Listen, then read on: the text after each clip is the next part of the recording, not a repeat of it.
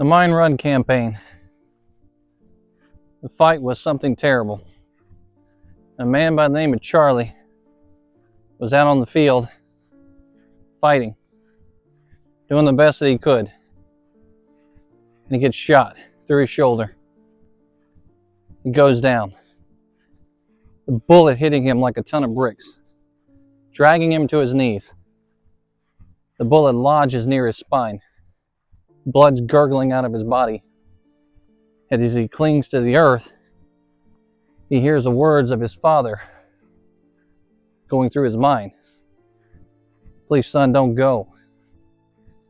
Don't make this your fight. You don't have to be a part of this.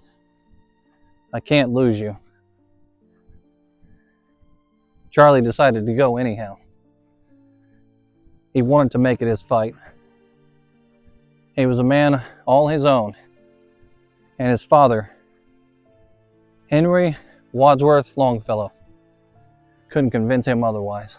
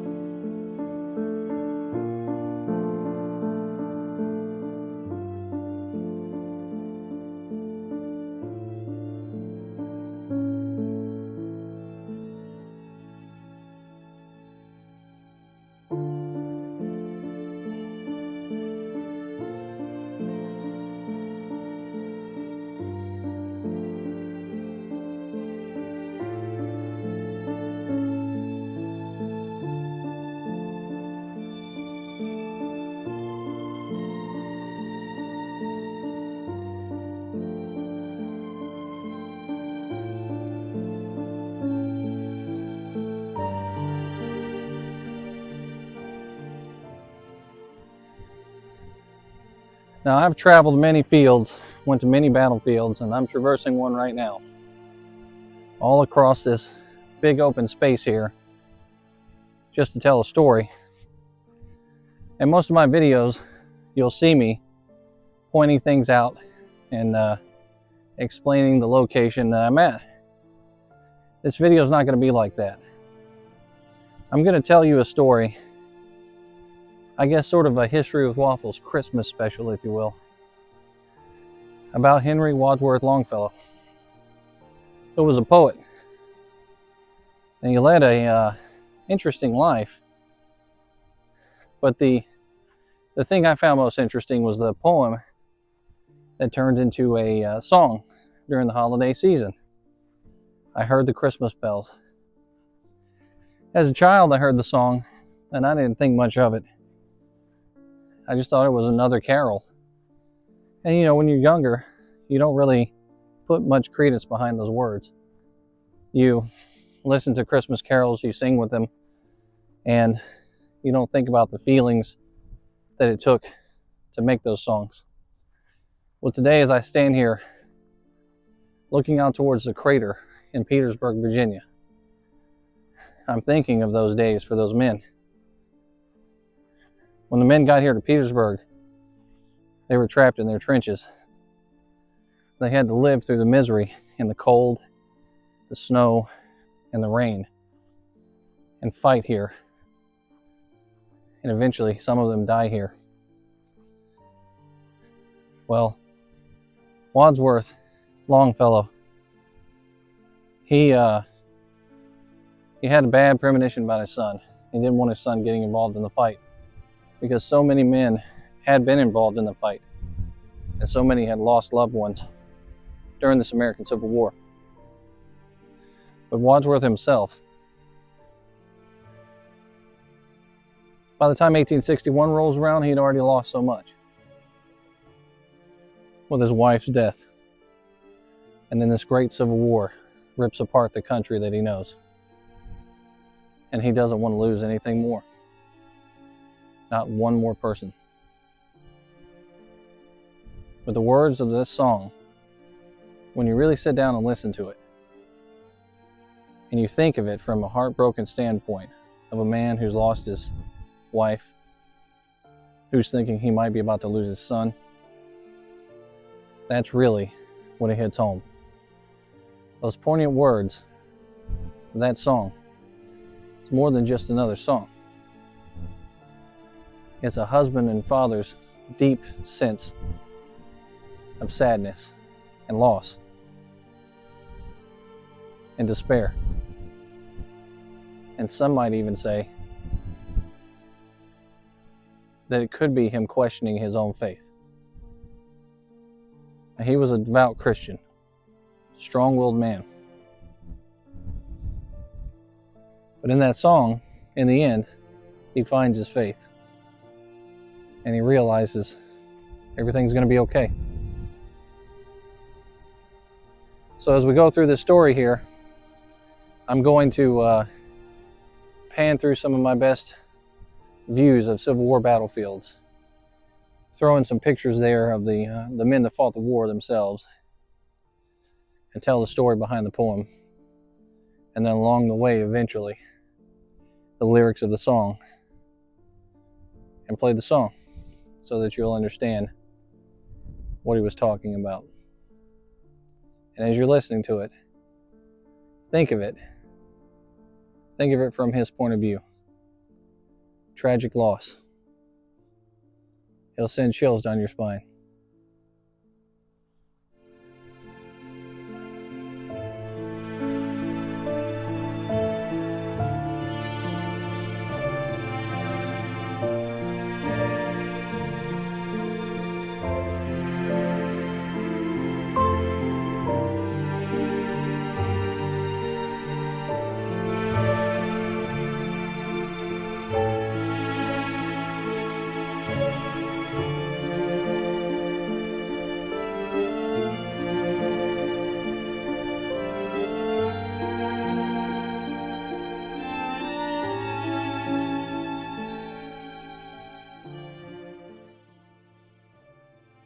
Amidst this all-consuming war, Longfellow was grieving over the death of his beloved wife Fanny, who died in 1861.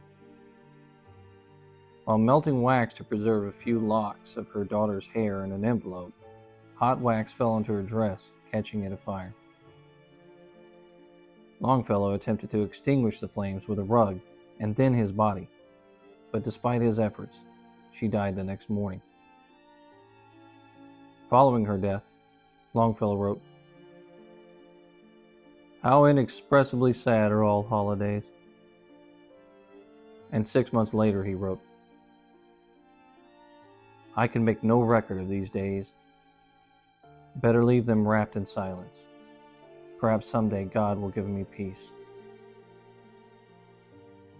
He worried the extent of his grief would lead him to enter an asylum.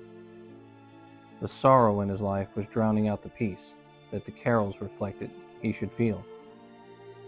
"A Merry Christmas, say the children, but that is no more for me."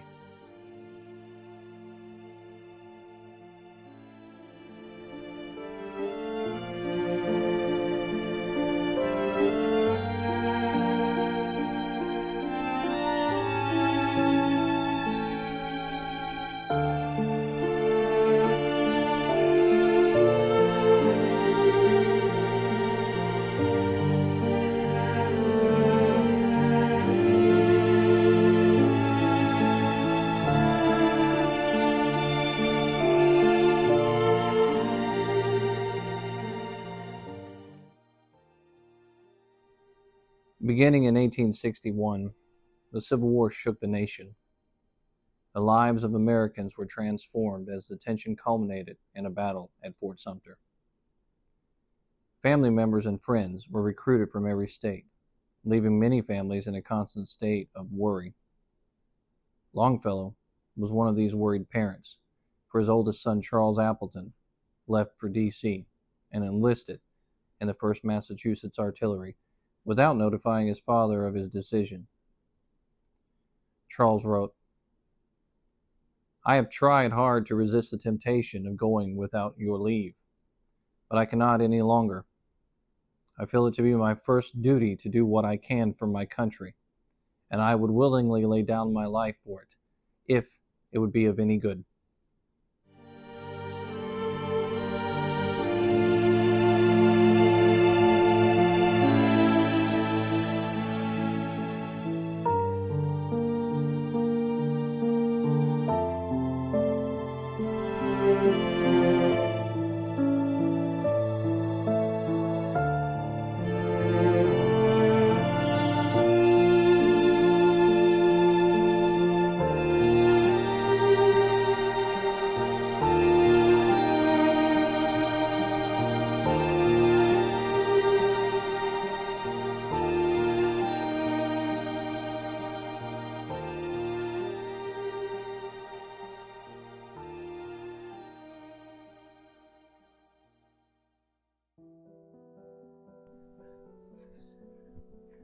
Now, as we go through the poem and go through those words, I can't help but think about it.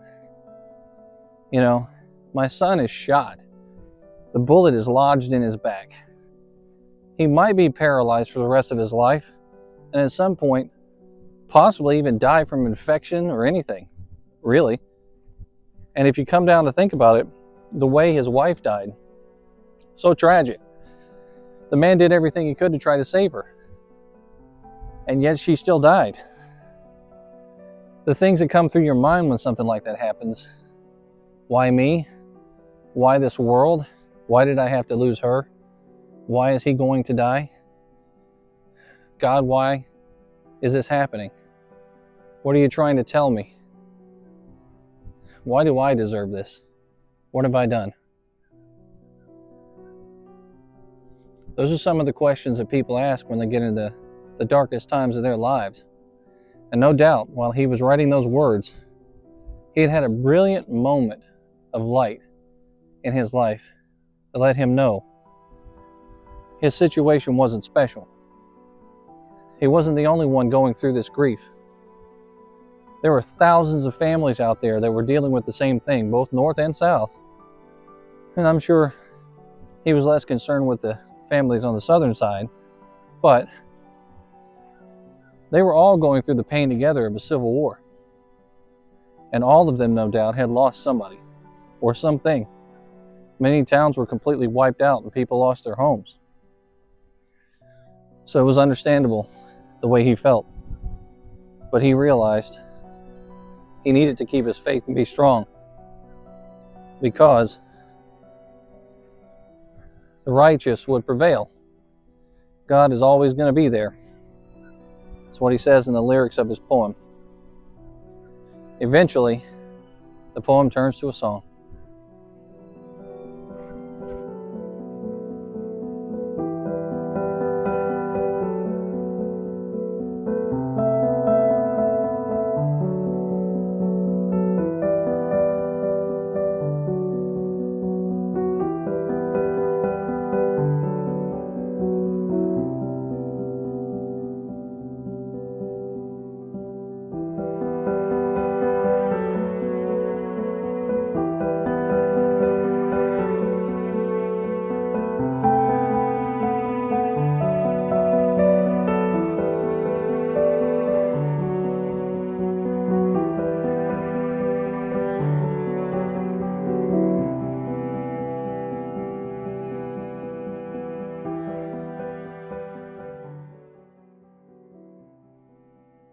It was fields like these that Longfellow's son spent his holidays leading up to 1863. Across battlefields such as Gettysburg, where the plains sweep gently to the mountains, battlefields in Richmond, Virginia, battlefields in Petersburg, even to the heights of Fredericksburg. These beautiful places today that we go to visit and we see, there's no death and destruction on those fields today. And it's very hard to imagine the pain and suffering that happened in those places. But it was a very real thing in 1863.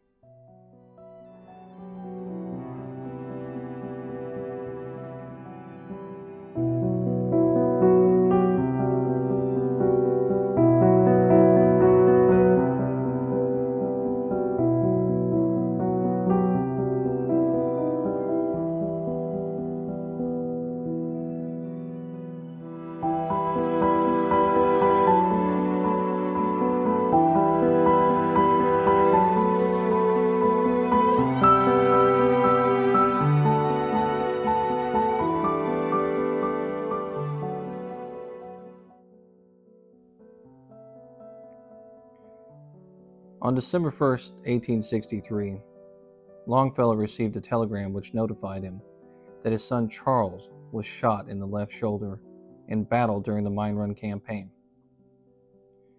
The army surgeon informed Longfellow of the severity of the wound and the possibility of paralysis, for the bullet missed Charlie's spinal cord by a single inch.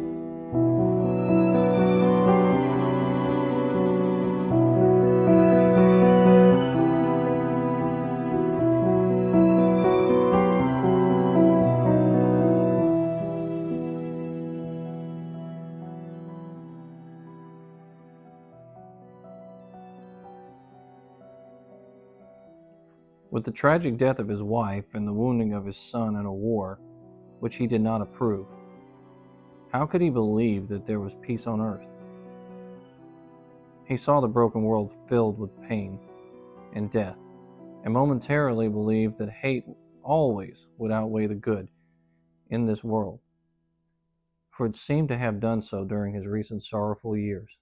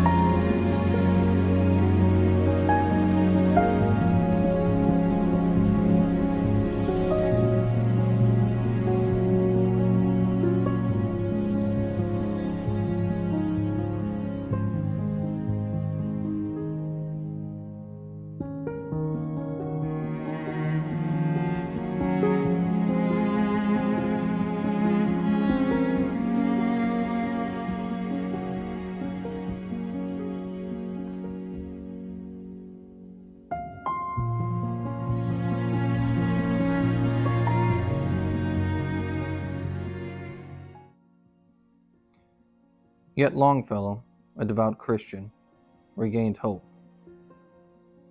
Though at the moment his world was filled with grief, his despair was alleviated as he realized that God was alive and his power existed on earth, if not physically, then within the hearts of humankind.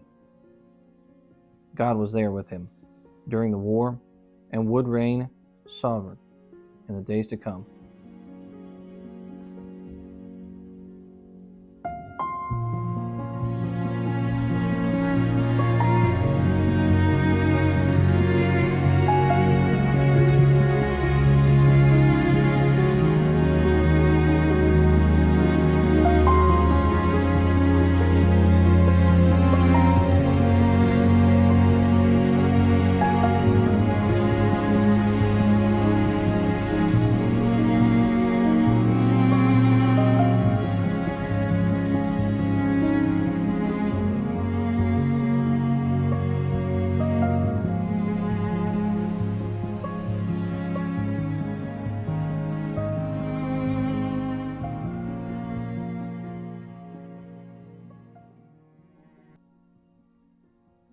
Charlie would survive the war, and Longfellow would be glad of it, for he had already lost his wife and was close to slipping away from his faith. Grief and despair had hit him really hard during those years, and he wasn't the only one. Many men and women across the country questioned their faith and where they stood in the world with so much death and destruction all around them. For civil war had come to every single street, every single town, in one way or the other. Men and women would have arguments with each other over who was right and who was wrong, and they would do so in front of their children. Sometimes children were caught up in the war and would fight. It was something that was ripping the country apart, and not just on the battlefield. Longfellow, he had very dark days, and he handled his dark days by writing them down. He was a writer, that's what he did. But he turned his grief around, and he looked inward to his faith, and he found solace in his faith of God. But the words of his song, his poem, that was turned into a song, the words are very haunting. And to this day, in Christmas time, if you sit down and you listen to those words, and you imagine the pain and the trouble that not only Longfellow was going through, but the country in 1863, the thousands of young men, scores of young men that had died all across the country, never to return home, and the families left behind that didn't even know where they were at. Then that song of faith and hope, it becomes a sadder, deeper song than you've ever heard it before.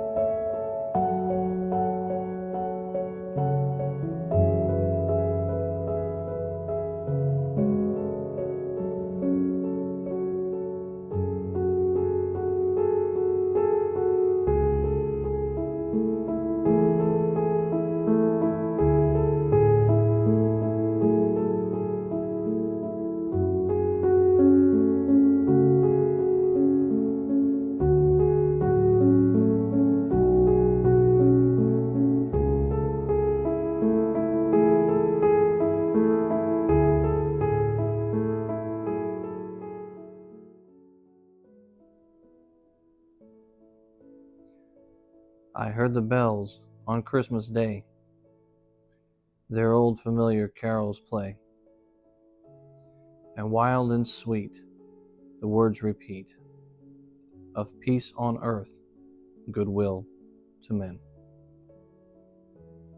And thought how as the day had come, the belfries of all Christendom, had rolled along the unbroken song of peace on earth, goodwill to men.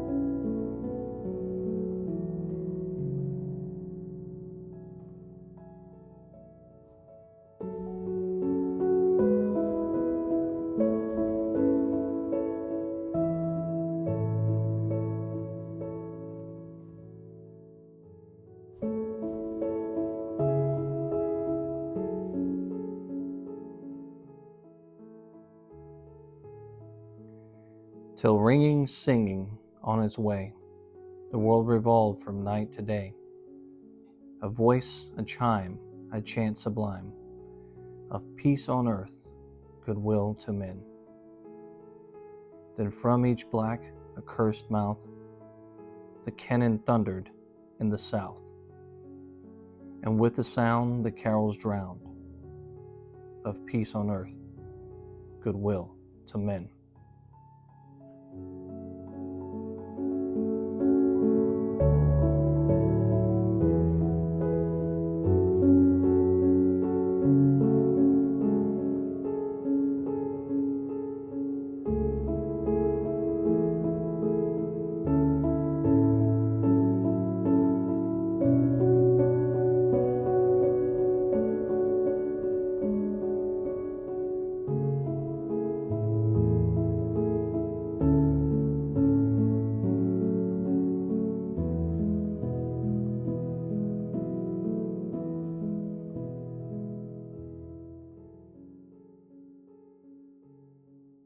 It was as if an earthquake rent the hearthstones of a continent, and made forlorn the households born of peace on earth, goodwill to men.